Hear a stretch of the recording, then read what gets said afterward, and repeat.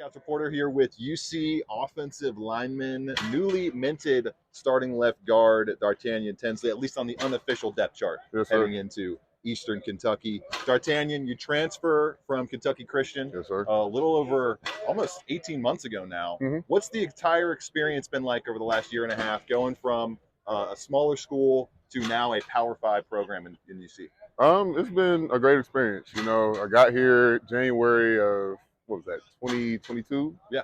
And, it was kind of crazy at first, being at a D1 and Kentucky Christian being a school that only got 600 students. So getting here was kind of like overwhelming a bit. But after I went through that spring and kind of got settled in, everything started to slow down. And, going through the season and learning from the guys, ahead of me, like Dio and Tunts and Coop, that helped me kind of, solidify myself and get to the place I am now. So with the coaching change, obviously it was abrupt for everybody. That's just Mhm. kind of what happens in college football.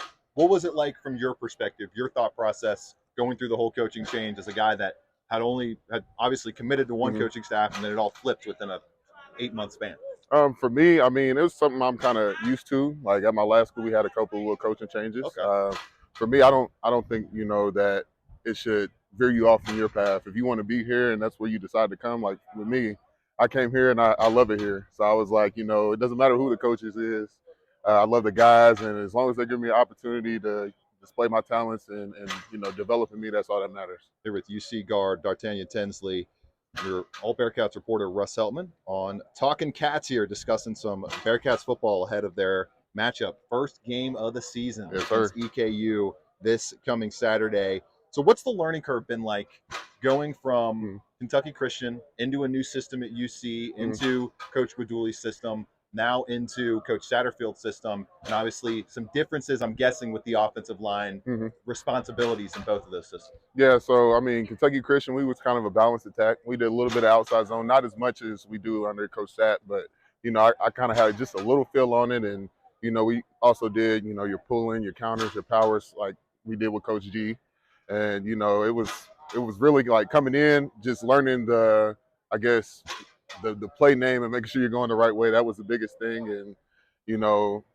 I think they all just require different things. I mean, Coach Gino's offense, you kind of had to be more of a bulky guy that pulled and kicked out guys versus here you got to be in shape. You got to be able to get up and run. We run a lot of outside zone, a lot of inside zone, so you still got to be powerful as well. So, yeah, that's pretty much. Does this system kind of feed into the best aspects of being a lineman, of being able to get out and run and get moving and get your momentum going downhill in the players at the second level and third level? I would say so. I would say so. For us, we like getting out in space, especially if I can get my hands on you and run with you. Yeah. It makes it a whole lot easier versus if I'm taking on a guy that's 380 pounds and we're trying to move him 5 yards. We can get him going lateral, get him tired, and keep doing what we're doing. We'll continue to put up points and yards and stuff. So, starting left guard on the unofficial depth chart. Obviously, there hasn't been any formal announcements of any position battle wins, so to speak.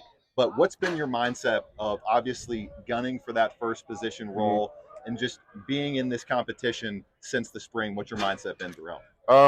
Mine has really been, just take care of business. Yeah. Take care of business. Do what I'm good at, and let them kind of be the judge of who they want at that spot. If I was, a 2, okay, we got to figure out a way to become a 1. If I'm a 1, okay, we got here. I got to figure out a way to keep my spot while also helping the team as well. I like it. Biggest thing Dartanyan Tinsley wanted to improve on with his game going into the summer, throughout the summer, and heading into this season? For me, I think I play at times. I played high, and I kind of think that hurt just a little bit last year. Just with your leverage, you mean? Yeah, just leverage wise, and just working with Coach Nico, and learning how to bend again, get low again. I think that was the biggest thing in the off season. That, and I would say just improving on speed, pretty much. For people that maybe don't understand the communication and the kind of relationship you have to have with your left tackle and your center on either side of you, can you kind of shed some light on the chemistry required to build, to be able to get those communications and get that sequencing in from the first split second of the snap through the 3 seconds or the 5 seconds you guys are trying to run block, 3 seconds you're trying to give your quarterback? What is that chemistry like, and how have you tried to build that as you've gain more of a foothold in this room? Chemistry is a very important thing. You know what I mean? The better you are at it, the more clear it becomes on the field. Like, I've been with John all spring, all last year. You know, our chemistry's real tight. Yeah. To where the point, you know, we can go out there now, and sometimes we don't got to make a call. We can just, hey, look out there, look at there, and he'll be able to know what I'm talking about. So, you know, or either me and Gav or me and Trev, like, you know, chemistry's everything because it's the ultimate thing of communication. I like it. Dartanyan Tinsley, got a couple more fun ones here for him. All right. We'll let him go and keep getting ready for Eastern Kentucky. Can't Yes, believe sir. it's so great. Season's finally here. Yeah. It's so Can't nice. wait to see Nip Pack. Yes, it's going to be great. Sellout. I don't know if you heard. 12 straight sellout heading into Saturday. I didn't hear that. So big crowd expected on Saturday. Mhm. Fun higher ground story. If you have one that you can share, maybe a PG one or just anything that sticks out that you could share from this year's higher ground trip. For me, I would have to say last year, our media team, they kind of dressed in, I don't know what the name of that suit is, but kind of looks like a bush. And it was me. Like a camouflage? Yeah, it was like a camouflage thing. It was me, Jeremy Cooper, James Tunsil. And we was walking out of the Life Center. They kind of, you know, jumped on and scared us. You know, us being us, it caught us off guard. So, I mean, we almost fought the lady. We didn't know that she had the suit on. We thought it was a guy, but you know, it was a social media video of that. It's on the website somewhere. Yeah, last year. Okay, I'll have to find that. And then final one here for Dartanyan. Fun fact for Bearcats fans that they may not know about you. That's a hard one. Fun fact about me. I used to play the saxophone. Okay. Yeah, I played the saxophone. Like classic jazz sax? Yeah. So my family were big into jazz music and stuff, so I used to play the sax. Awesome. Yes, Dartanyan Tinsley, everybody.